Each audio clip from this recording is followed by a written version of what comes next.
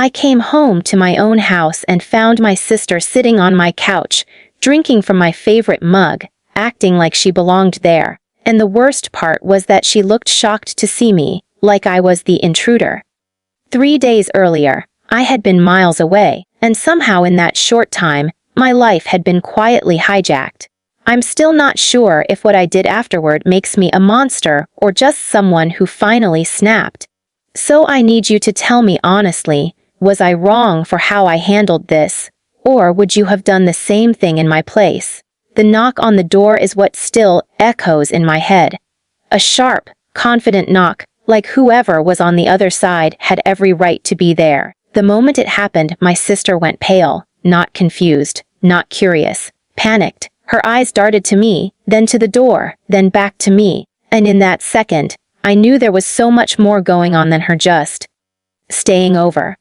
But to understand how everything got this far, I have to go back to the beginning, because none of this came out of nowhere, even if I refused to see it at the time.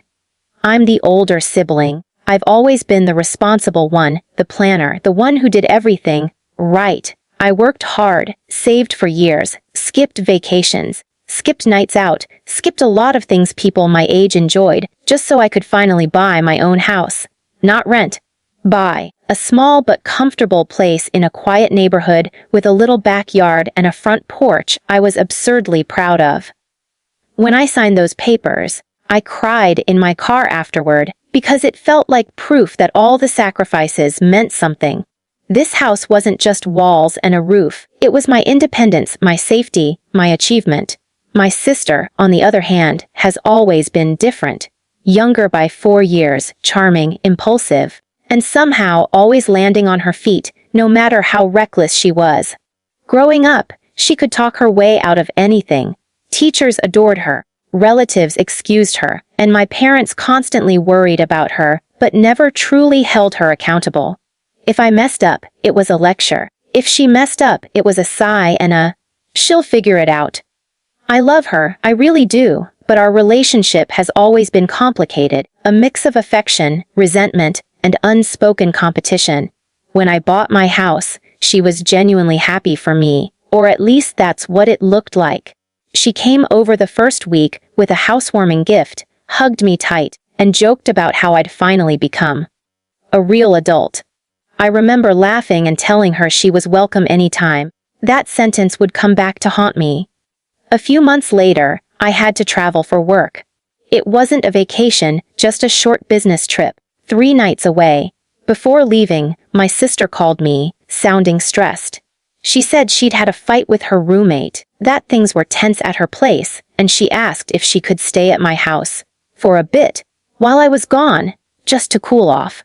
I hesitated. Something in my gut didn't feel right, but I brushed it off. She was my sister, and it was only a few days.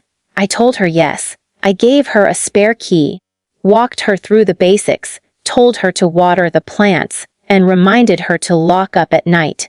She hugged me again and thanked me over and over. As I drove away the next morning, I remember feeling slightly uneasy, but also proud of myself for being the supportive sibling. I told myself I was overthinking it. The first day of my trip was busy. Meetings, emails, dinners with coworkers. I didn't think about my house much. The second day, I noticed my sister hadn't replied to a text I sent asking if everything was okay. Not unusual for her. She's never been great at responding. On the third day, though, something weird happened. I got a notification from my bank about a utility payment being scheduled. At first, I didn't think much of it, but then I realized the amount was higher than usual. Again, I shrugged it off. Old house, fluctuating bills, whatever. When I finally drove back home, exhausted and just wanting my own bed, I wasn't prepared for what I saw. There was a car in my driveway. Not my sister's usual car, a different one. My stomach tightened as I parked on the street. I told myself she probably had a friend over, no big deal. I unlocked the door and stepped inside. And that's when I smelled it. Not smoke, not something rotten, but a different scent, like a new air freshener mixed with unfamiliar perfume. The house didn't feel like mine. I walked into the living room and froze. My sister was there, yes, but she wasn't alone. There were boxes stacked near the wall, her boxes.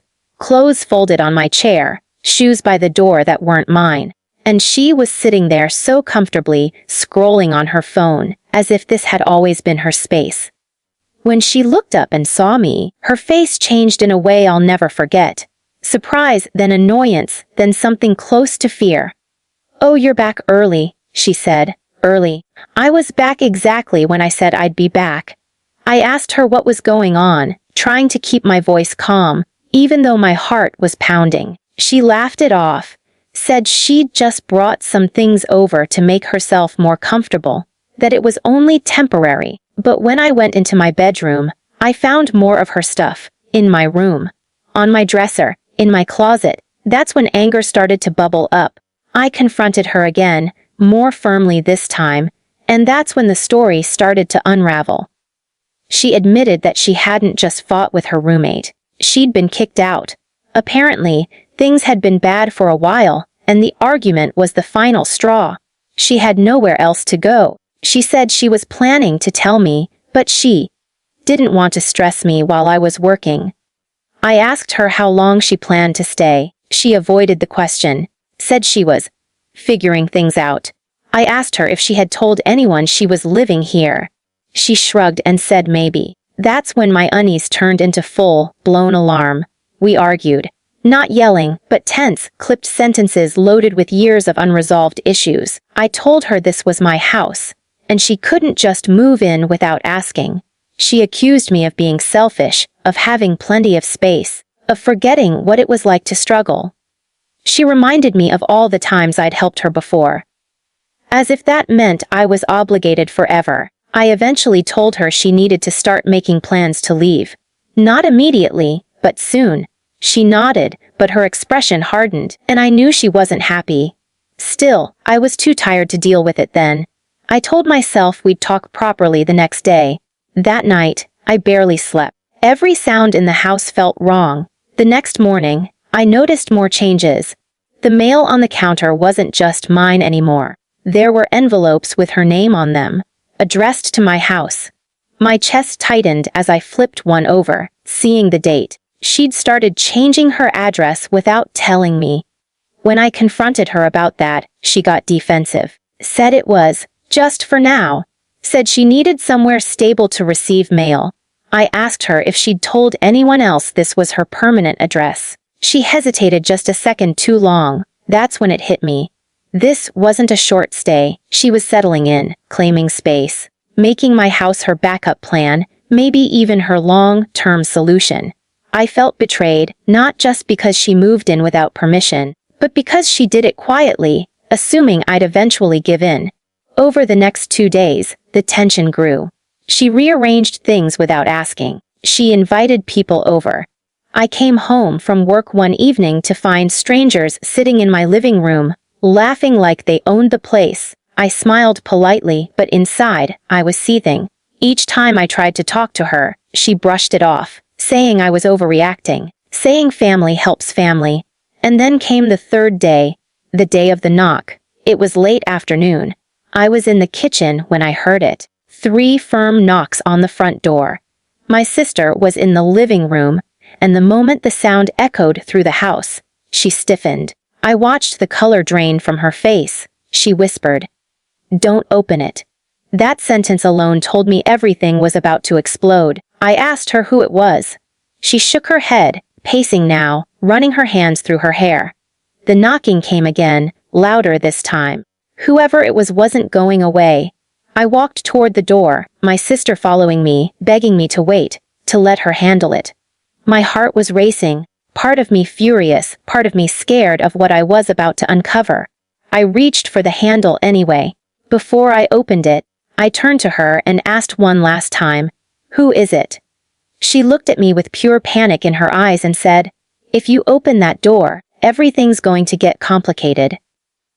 And that's where I'm going to pause this part of the story. Because at that moment, standing there with my hand on the door, I had no idea just how deep this mess went, or how that single knock was about to force me into the biggest confrontation of my life. Before I tell you what happened when I opened that door, I want you to think about this situation so far. If your siblings secretly moved into your house while you were away, changed their address, and started acting like it was theirs, what would you have done?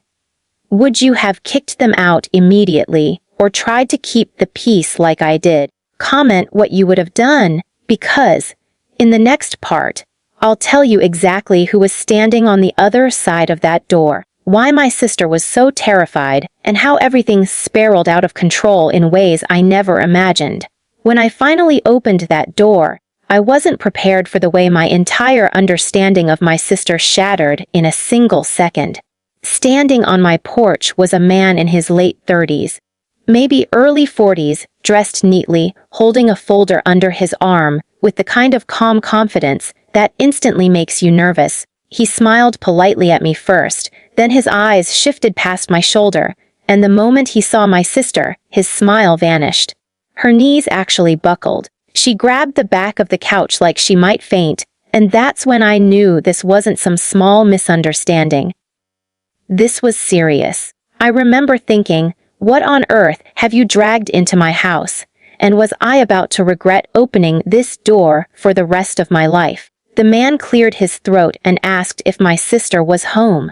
Before I could answer, she rushed forward, forcing a laugh that sounded completely fake, saying he must have the wrong address.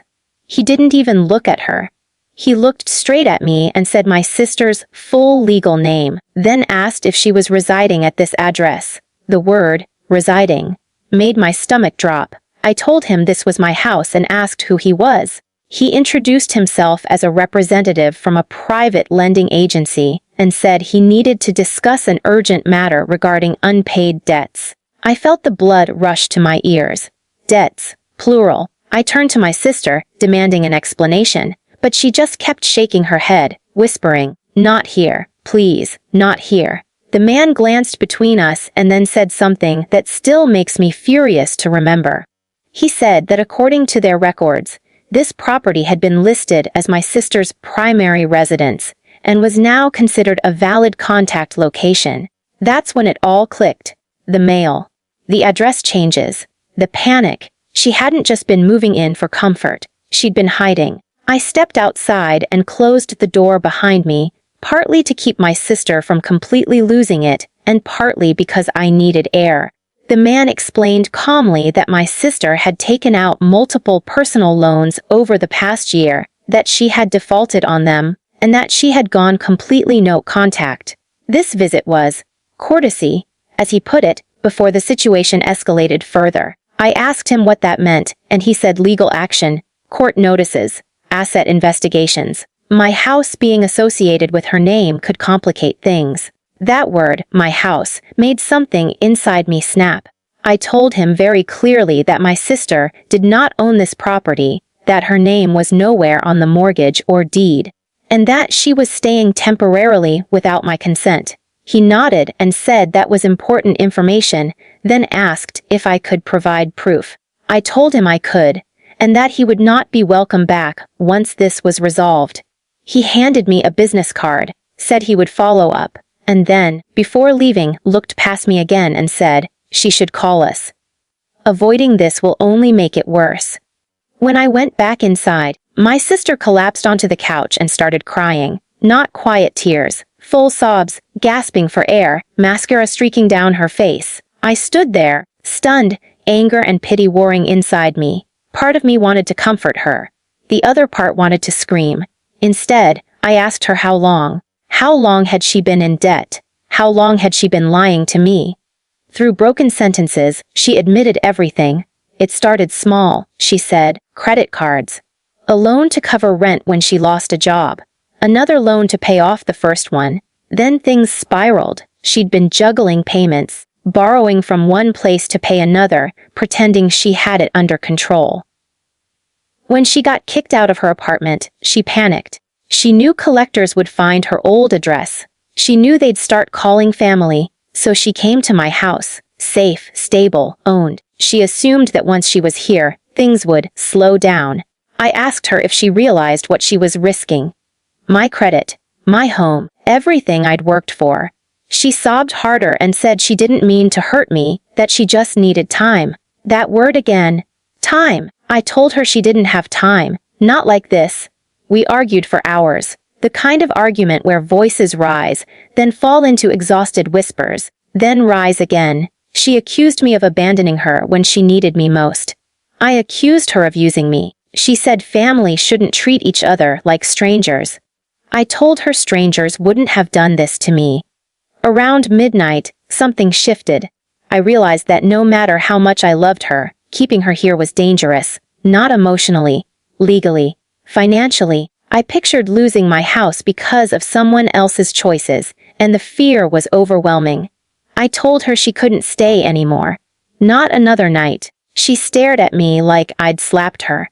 She asked where she was supposed to go. I told her she needed to figure that out, the same way I always had to figure things out on my own. She begged. She promised she'd call the agency. She promised she'd start paying. She promised she'd change. I wanted to believe her, but all I could see were the unopened envelopes on my counter and the man on my porch with that folder. I told her I'd help her make calls, help her find a temporary place, even help financially within reason, but she could not live in my house anymore.